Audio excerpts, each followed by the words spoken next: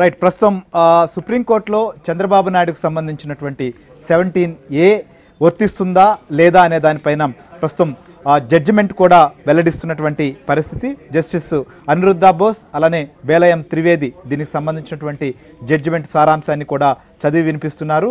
So విడివిడిగా తీర్పు సంబంధించిన దానిపైన కూడా ఇద్దరు ద్విసభ్య ధర్మాసనంలో ఉన్నటువంటి ఇద్దరు న్యాయమూర్తులు కూడా వెల్లడిస్తున్నటువంటి పరిస్థితి. అంటే ఇరుపక్షాల వాదనలు విన్న తర్వాత సుప్రీంకోర్టు ధర్మాసనం దీంట్లో ఉన్నటువంటి ఫైండింగ్స్ ఏంటి అనేది కూడా చూస్తోంది. సో ప్రధానంగా ఈ 17A సంబంధించిన తీర్పు అనేది కూడా ఒక చారిత్రాత్మకమైనటువంటి తీర్పు, ఒక ల్యాండ్ మార్క్ జడ్జిమెంట్ కాబోతున్న నేపథ్యంలో ప్రతి అంశాన్ని ఈ కేసులో ఉన్నటువంటి అన్ని అంశాలని కూడా పరిగణలోకి తీసుకొని దీనికి సంబంధించినటువంటి తీర్పు కూడా వెల్లడిస్తున్నటువంటి పరిస్థితులు మనం చూస్తున్నాం. సో ప్రస్తుతం ఇటు అనిరుద్ధ బోస్ కావచ్చు, బేలయం త్రివేది ఈ కేసు వాదనల సమయంలో కూడా ప్రతి అంశాన్ని చాలా సునిశ్చితంగా పరిశీలించడం, అలానే వాదనలు వినిపించినటువంటి న్యాయవాదులు సీనియర్ కౌన్సిల్ సభ్యులుగా ఉన్నటువంటి అటు హరీష్ సాల్వే కావచ్చు, సిద్ధార్థ లోత్రా, ఇంకొక వైపు ముకుల్ రోహిత్కి అటు సిఐడి తరపున వీరి వాదనలు కూడా వినేటప్పుడు కూడా అనేక అంశాలని ప్రస్తావించినటువంటి పరిస్థితులు కూడా చూసాం. అంటే ప్రస్తుతం ఆ ప్రభుత్వం తరపున సిఐడి ఈ కేసు విషయంలో ఏం జరిగింది, ఎప్పుడు జరిగింది అనేటువంటి అంశాలతో పాటుగా ఎఫ్ఐఆర్ ఎప్పుడు నమోదు చేశారు, ఎఫ్ఐఆర్ నమోదు చేసిన తర్వాత సిఐడి అరెస్ట్ చేసినటువంటి విధానం, వీటన్నిటిపైన ప్రస్తుతం 17A అనేది వర్తిస్తుంది అనేది చంద్రబాబు నాయుడు తరపున ఉన్నటువంటి న్యాయవాదులు హరీష్ సాల్వే కావచ్చు, అలానే సిద్ధార్థ లోత్రా తమ వాదనలు కూడా వినిపించినటువంటి పరిస్థితులను మనం చూసాం.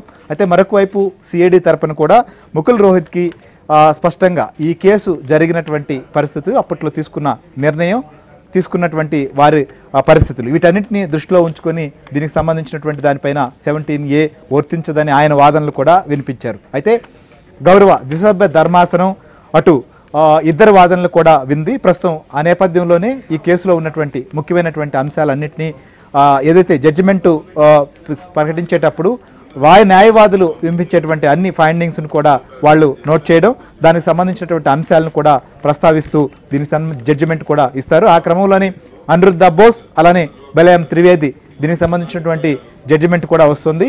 సో ఈ ప్రస్తుతం వరకు చూస్తే ఏదైతే జడ్జిమెంటు వినిపిస్తున్నటువంటి దాన్ని బట్టి చూసినప్పుడు అటు అనిరుద్ధ బోస్ సంబంధించి అలానే బేలయం త్రివేది సంబంధించినటువంటి ఈ వాదనలు మొత్తం కూడా చూసినప్పుడు ముందుగా దీనికి సంబంధించి అనిరుద్ధ బోస్ దీంట్లో ఉన్నటువంటి సారాంశాన్ని కూడా చదివి వినిపించారు. ప్రస్తుతం బేలయం త్రివేది ప్రస్తుతం దీనికి సంబంధించి కూడా తమ యొక్క తీర్పును కూడా చదివి వెల్లడించినటువంటి పరిస్థితులు చూసాం. 17A ప్రధానంగా వర్తించదన్నటువంటి పరిస్థితులు జస్టిస్ బేలా దీనికి సంబంధించి కూడా తమ యొక్క తీర్పు సారాంశంలో ప్రస్తావించినట్లుగా తెలుస్తోంది. ద్విసభ్య ధర్మాసనంలో ఈ కేసు సంబంధించినటువంటి తీర్పు పైన భిన్నమైనటువంటి అభిప్రాయాలు వ్యక్తమవుతున్నటువంటి పరిస్థితులు అనేటువంటిది మనం చూస్తున్నాం. సో ముఖ్యంగా ఈ కేసు విషయంలో ఇప్పటి వరకు చూస్తే అంటే 17A సంబంధించినటువంటి విషయంలో వర్తిస్తుందా లేదా అనే దానిపైన ముఖ్యంగా ఈ కేసు సంబంధించినటువంటి ప్రధానమైనటువంటి అంశం